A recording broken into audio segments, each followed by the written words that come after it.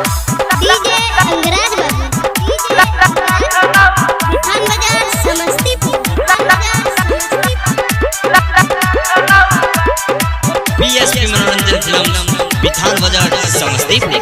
होली में छलिया क्यों करते हैं तंग रे, हमसे पिचकारी लेके गोपियों के संग रे।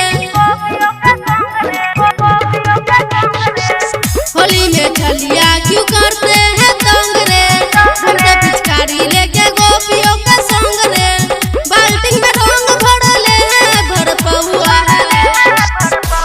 ओ राधा तेरी क्या है बुरा न मानो होली है। ओ राधा तेरी चुनरी है झलक हुआ, रंग दुखिया लहंगा में लखनऊआ।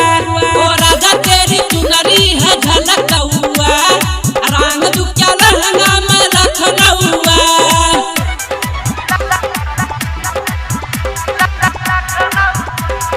बीएसपी मनोरंजन फिल्म बिथान बाजार समस्तीपुर।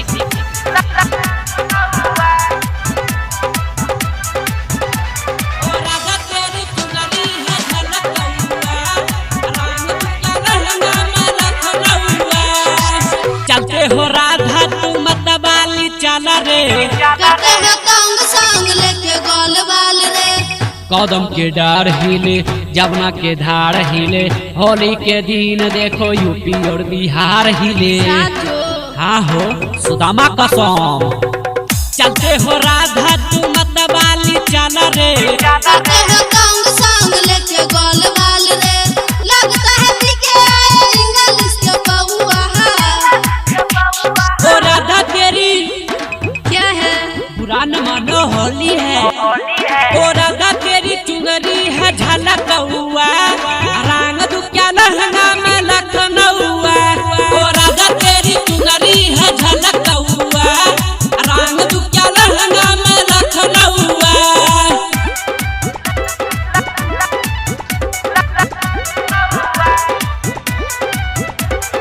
डीजे अंगराज थान बाजार समस्तीपुर। आज क्यों न आई सहेली तेरे संग में, मुझको भी गया पिचकारी के रंग में। काहे परेशान करती काहे हैरान करती, होली के दिन क्यों ना हम पर ध्यान धरती।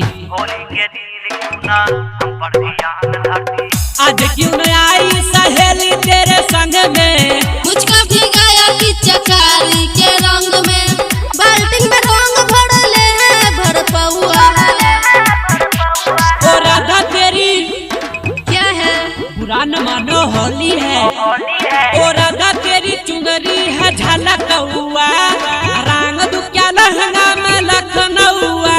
ओ राधा तेरी चुनरी है झलक हुआ, रंग दुखिया लहंगा में लखनऊआ। बीएसपी मनोरंजन फिल्म बिथान बाजार समस्तीपुर।